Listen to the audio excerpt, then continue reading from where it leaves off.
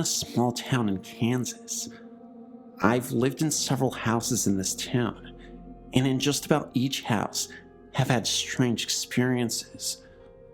The first I can recall was in a small farmhouse in the country. My sister and I shared a room and had bunk beds. The head of the bed was the opposite of how most people would set a room up.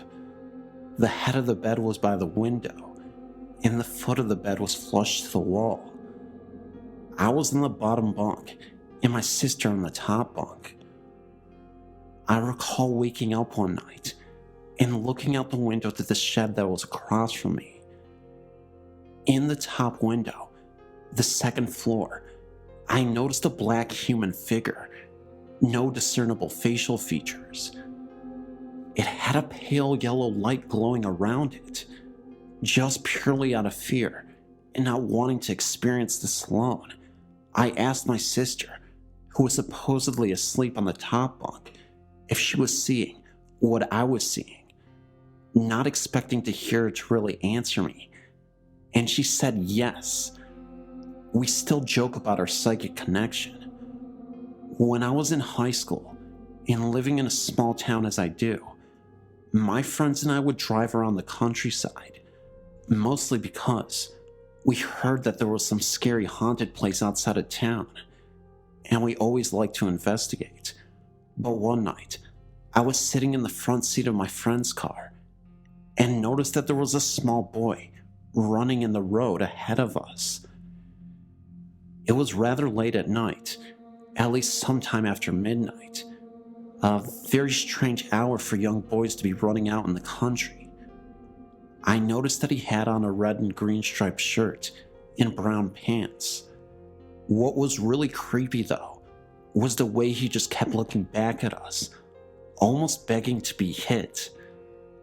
I could only see this boy at the middle point of the curve in the road. Just as we were rounding the last corner, he would disappear. It would only last several seconds. I questioned whether or not I was losing my mind, or if I really saw it, because no one else did. Another story I have was when I bought the house I live in now, still the same town. I'd fallen asleep on the floor in my living room. My dog was sleeping next to me. I'm not even sure what exactly woke me up, but when I looked towards my bedroom, I could see a small girl in a white nightgown. She had blonde hair, and next to her was a white cat. I could see through them. They had a mist around them. And again, just as it registered what I was seeing, they vanished. A few months later, I was in my room, standing on the edge of my bed, which is right next to the bedroom door. I was reaching for the light fixture to change the light bulb, with my arms extended. I noticed a man, dark short hair, and in his 30s. He had dark rimmed glasses, and he walked past me through the living room, into my room. As soon as he got past my arm, so he would be standing right in front of me, he disappeared. I've also noticed small dark figures, a possible dog, like roaming around me when I was walking in my house at night. I always try to jump over them, thinking that it was my dog, but she was in another room when this happened. In 1978, my parents purchased a relatively new house in Niceville, Florida. The land the house had been built on had previously been a swamp that was drained to make way for the housing subdivision. Nothing bad had ever happened in the house, yet, after living in the house for a short time, we all began to notice odd things. It started the night I broke up with my fiance. My parents had got out for the evening, and I was in my bedroom crying. Suddenly, I realized I was not alone. I looked up, and I saw a woman dressed in the turn-of-the-century clothing. She had a look of extreme empathy on her face. I did a double take. Never take your eyes off of them, I've learned. And my visitor was gone. My brother brought her engagement ring into my room so that I could take it to work the next day and have it sized. When I woke up from my nap, I got the ring off the dresser and noticed that it wasn't quite right. I got on my loupe and discovered that the ring had been squashed. I took the ring to my parents and showed it to them. Dad examined the ring. As a scientist, he was a little more observant than I was. He pointed out that the ring appeared to have been squashed from the right, beside the head that held the diamond, as if it had been sitting on the rear shank of the ring, and an incredible force put on it that literally broke the head from the shank, without leaving a single scratch or gouge mark. That kind of spooked me, since I had been sleeping with the ring on the nightstand next to my head, and it had been fine prior to being placed by my bed. However, events would soon unfold that made us all realize that the house was indeed haunted by the lady, but she was a friendly ghost, provided you were nice to her family. After having moved to the house, my mom was in a terrible car accident, which almost killed her. She was in the hospital for over 6 weeks, and even after she got out, she was in and out of the hospital repeatedly. By this time, I was married and out of the house, but my middle sister's kids would stay over while my sister worked nights. My niece slept in my old room, which seemed to soon become the epicenter for activity, perhaps because of the pre-adolescent age. It started with her being awakened by the feeling that someone was sitting on the bed. She turned on the light and saw depression in the bed, as if someone were sitting there. As she watched, the depression slowly lifted out, as if the person sitting there had stood up. She was too frightened to sleep in the room after that, so her brother slept there for her. He was awakened every night by the sound of a dresser drawer being pulled out and rattled. At first he thought it was Granny, but then he turned the light on and there was no one there. The final straw for my sister's kids came when they were sleeping over one night. Mom had just been released from the hospital, yet again, and was sitting up in the den. Dad had gone to bed. Suddenly, Dad was awakened by the sound of the smoke alarms going off. He ran into the den and found Mom passed out. She had been in incredible pain since her accident and had begun stashing pills for a grand escape. That night, she had gotten so depressed that she ended up taking all the pills that she had been hoarding. There was no evidence of smoke in the house, not even Mom's usual cigarette smoke. By this time, the smoke alarms had stopped blaring their alarms, but Dad stood there, surveying the scene and thinking about how much pain Mom was in and how horrible her life had been since the accident, and even going as far as to whether it was even right for him to decide that Mom was not entitled to escape the horror her life had become. Then the smoke alarms went off again. Dad figured somebody was trying to tell him something, and he called 911. The next day after we had all been to the hospital to make sure that Mom was going to be okay, we all gathered at my parents' house. I asked Dad why he had called the paramedics. I felt like the doctors who had saved my mom's life after the accident had not taken into consideration the lack of quality of life she would have and I felt like Mom was entitled to a reprieve from the constant torment she was in. Dad looked at me kind of funny and explained about the smoke detectors. Then he said that when he had gotten home later that night, he had torn each of the smoke detectors apart, and there was nothing wrong with any of them, nor was there any reason they should have gone off in the first place. Once Dad told us this, we all sat there with odd looks on our faces and started talking about the lady. By this time, I'd seen her twice. My older sister had seen her once, and my skeptical scientist dad even admitted to having seen her. We began comparing notes and found us finishing each other's stories and descriptions. We had all seen the same lady dressed in the same clothing, and none of us had mentioned it to the others for fear of being ridiculed. As time went by, the lady continued to watch over her family. After my dad's death in 1998, my then husband and I were in the den of the house after we had cleaned out the possessions and cleaned the house up. I'd left a book on the counter and X went back to get it. Our marriage was on the rocks and he was becoming increasingly abusive to me. Something that the lady didn't seem to care for. He had always laughed at our family ghost stories, up till the day.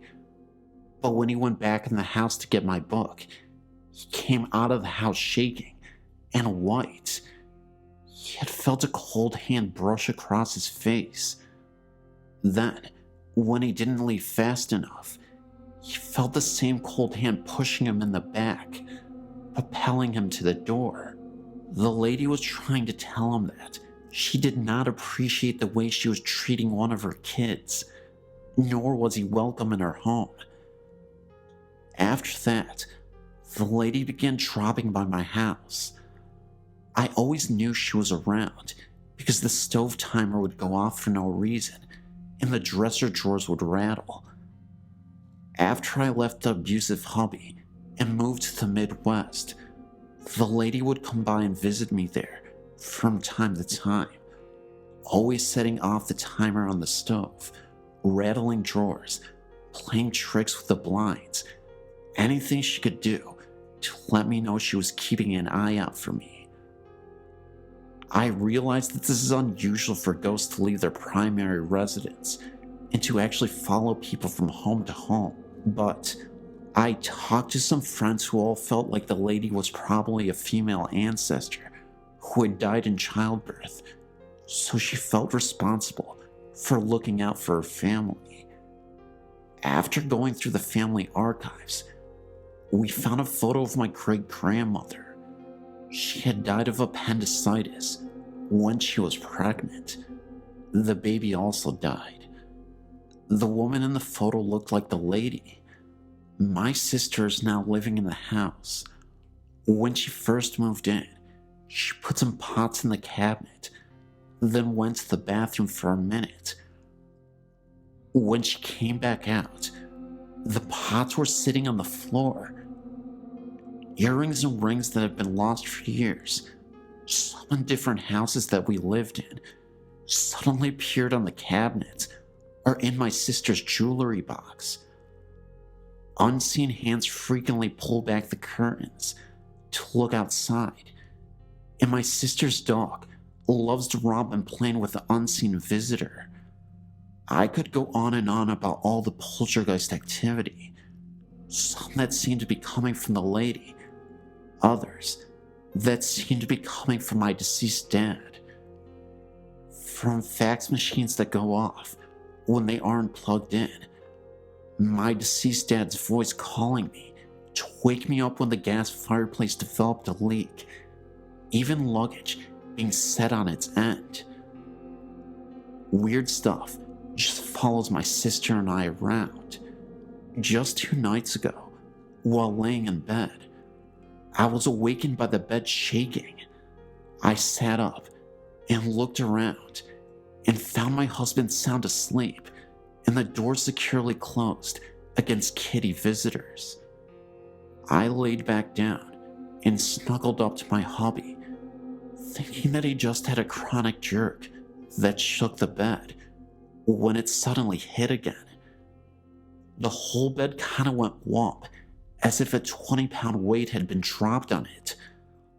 This time, I knew that there were no cats in the room, and since I'd been snuggled up to my hubby, I knew he had not jerked in his sleep.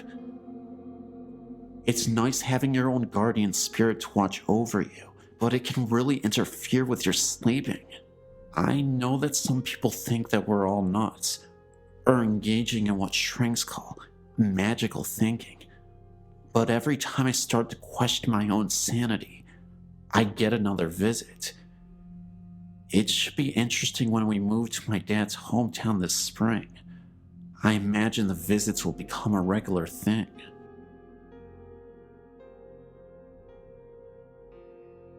Growing up in rural northern Wisconsin, there were few opportunities for earning cash, aside from service positions and agricultural work. Coming from a farm family myself, as a youth, I would hire myself out to farmers to help with the work on their respective farms, mostly crops and dairy cattle. If you never have this experience, it may come as a surprise that these farms are usually isolated and could be quite unfriendly, creepy, and sometimes dangerous. Physical injuries like losing an eye or a limb or even a life are not uncommon. This is the setting for my story. One January, I was a hired boy at a dairy farm owned by an elderly couple with whom I was acquainted with through our parish church.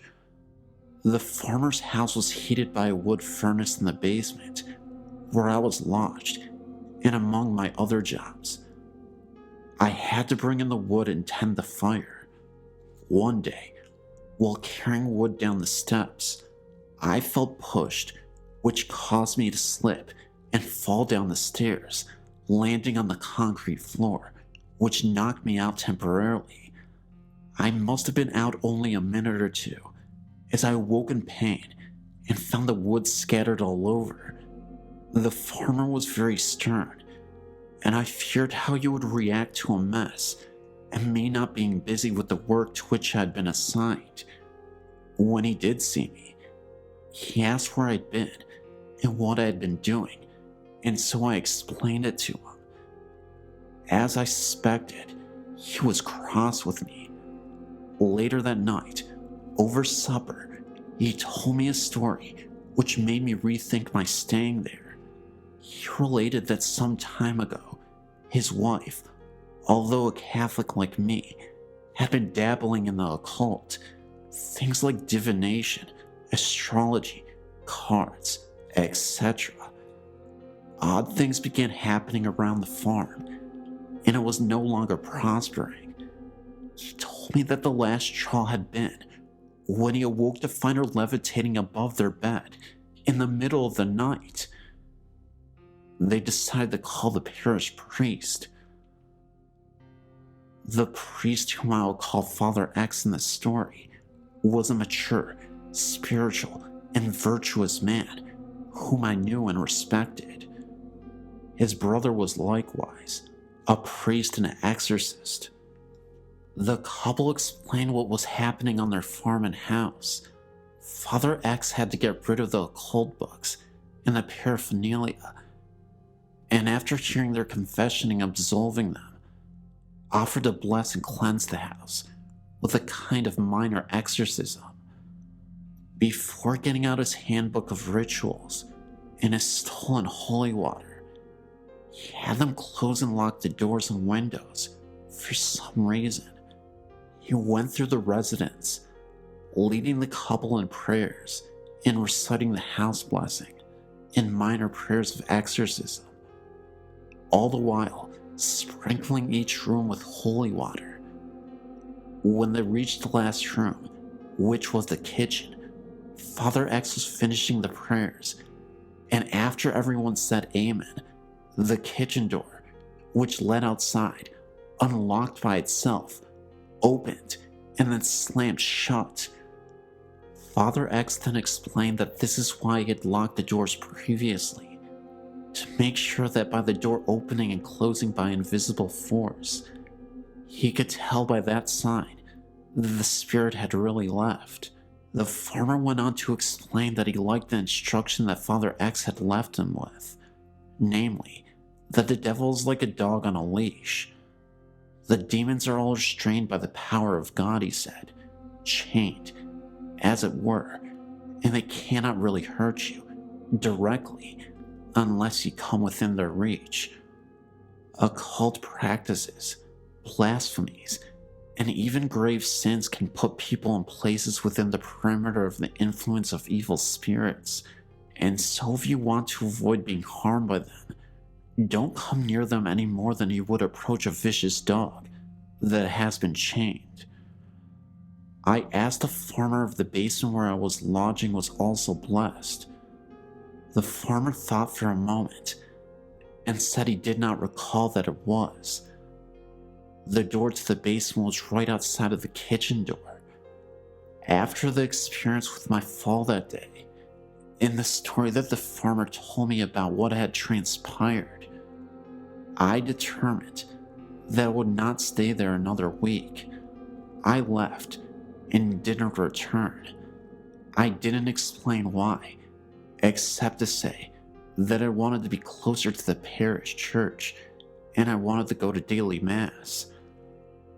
I did not have my own transportation at that time, except my bicycle. The farmer was unhappy that I left, as I was hardworking and well behaved, but for me, there were plenty of other farms where I could work that did not have such problems.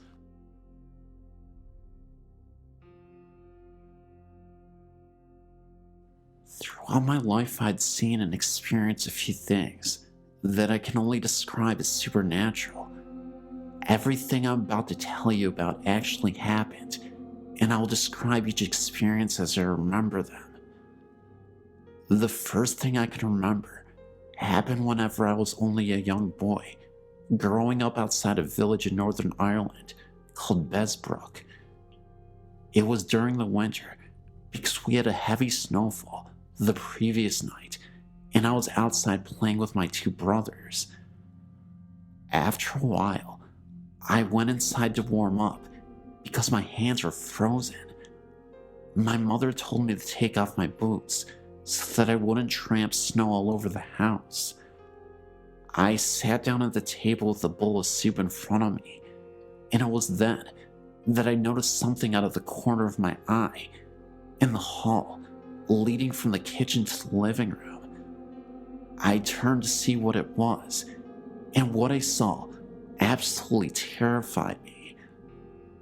I saw the figure of a woman walking down the hall towards the kitchen.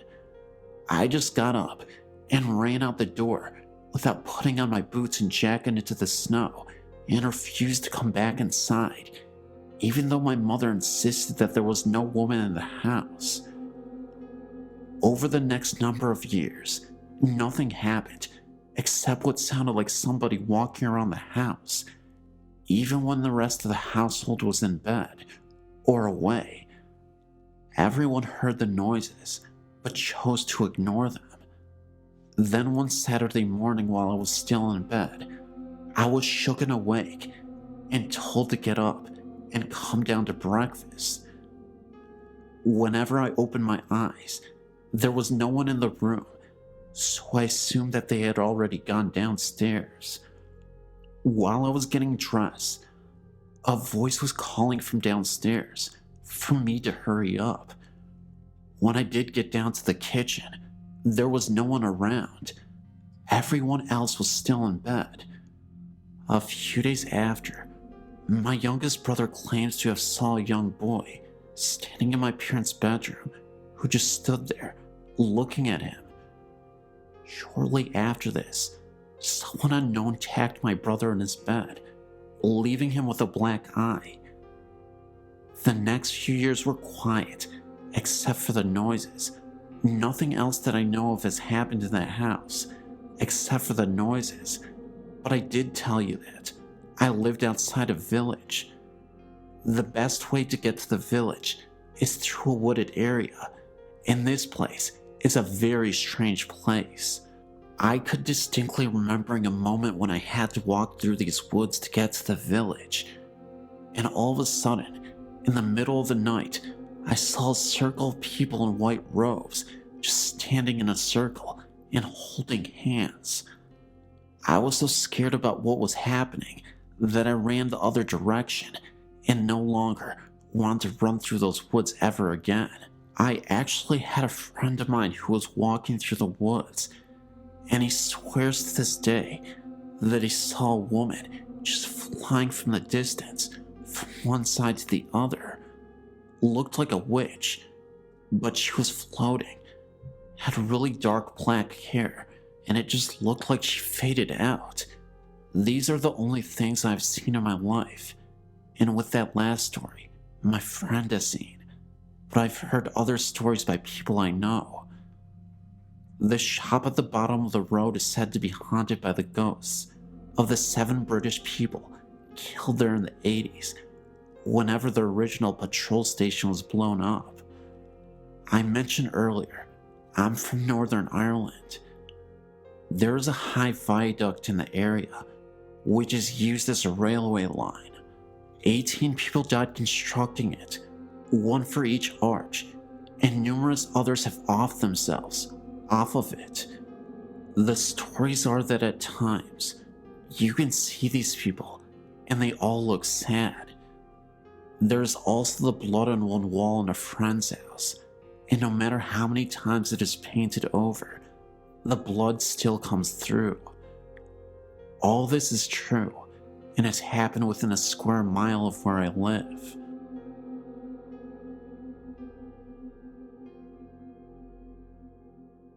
My friend from Arizona and I made our first trip to the Queen Mary together. We happened to run into a paranormal researcher when we were on a tour and decided to stay the night. We rented a room with 2 beds so the researcher could stay with us and show us around the old boat in the middle of the night when the most activity had been reported. We attempted to fall asleep around 11 p.m. I managed to sleep quite easily and wasn't scared about sleeping in one of the reported haunted rooms. About 5 minutes after I fell asleep, my friend wakes me up. The first thing I remember was hearing a staticky voice and thought it was a radio.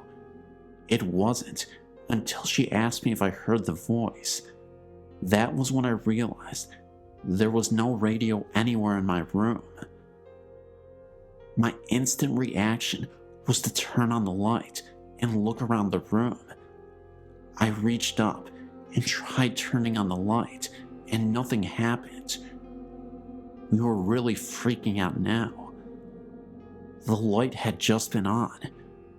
My friend finally turned her light on, and we laid there in bed for a few more minutes, and I decided to try the light again, and this time it turned on no problem. We tried to fall asleep again because we wanted to wander around the ship at 3 a.m. to avoid security guards. As soon as we turned off the lights and laid down, I saw my blanket pushed down and felt something on my arm. My friend also reported feeling things brush against her arm.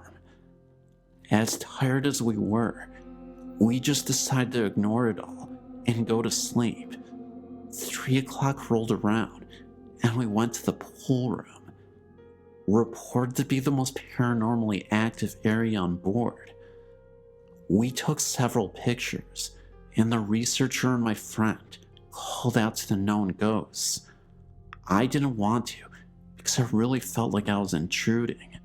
I felt sad and angry feelings throughout the whole area.